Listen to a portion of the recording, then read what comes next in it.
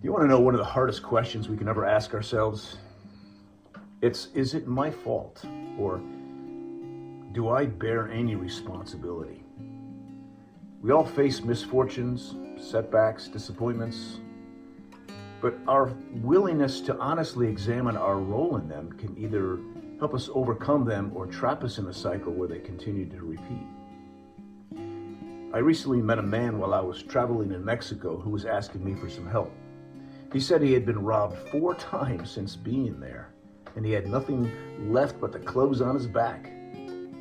I did give him a little something, and I don't know the whole story, and I don't want to say he brought it upon himself, but I couldn't help but wonder if he came to the point of asking himself if he should be doing something different. I mean, getting robbed 4 times in a short amount of time seems unusual and suggests some change in behavior might be in order. Now, certainly not every troubling disaster is always our fault. Sometimes we are victims of circumstances beyond our control. But even when we're not directly responsible for what happened, we may still bear responsibility for failing to address the conditions that may allow the same problem to keep occurring. And asking ourselves that question is incredibly difficult. So, do we blame our problems on other people, bad luck, circumstances? Is the universe really conspiring against us? Intellectually, most of us know that's not true. And yet, accepting responsibility for our hurts can feel like adding insult to injury, because we're already carrying the pain of the setback itself. The last thing we want to do is admit that maybe our own decisions or blind spots may have contributed to it.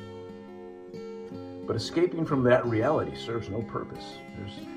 There's nothing to learn from denial, and it simply leaves us vulnerable to repeating the same mistakes. And growth begins when we take an honest look at what happened and ask, what can I learn from this?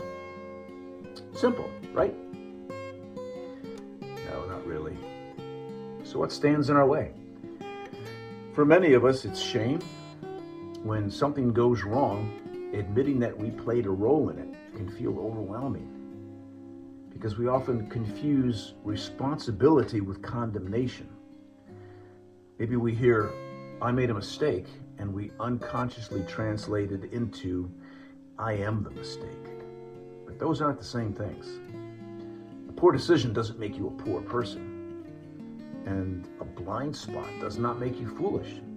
It simply means you're human.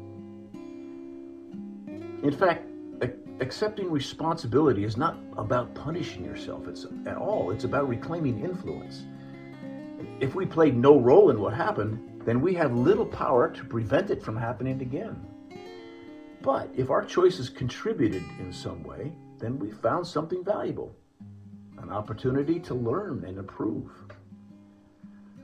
It can also help to shift the question from, whose fault is this, to, what can I learn from this? And this small change moves the conversation from blame to growth. It also helps to remember that mistakes aren't events, they're not identities. You are not your failures. You are not the worst decision you've ever made. Sometimes a trusted friend can help us see patterns and blind spots that we're just too close to recognize ourselves. Just remember not to take out your frustration and regret on that friend. And if you are that friend to somebody else in that situation, remember to be gentle. Of course, responsibility should be taken in proportion to reality. Not everything is your fault. Life can be unfair. People can be dishonest. Circumstances can overwhelm us. The goal is not to carry more blame than you deserve. The goal is to identify the portion that belongs to you and learn from it, because that is where your power lies. And perhaps that's the greatest benefit of honest self-reflection. It doesn't merely help us understand the past, it gives us a better choice of creating a different future. So the next time life knocks you down, ask yourself one of the hardest questions a person can ask. Did I play a role in this? The answer may be uncomfortable, but it also may be the very thing that prevents you from falling into the same hole twice or 4 times. I'm Dave Cleveland. I'm a life coach with lifephilosophy.com, and I share thoughts that can help peel back the layers of our understanding so that we can have a more fulfilling life. If you want to see a video about the silver lining in troubled times, check out this link.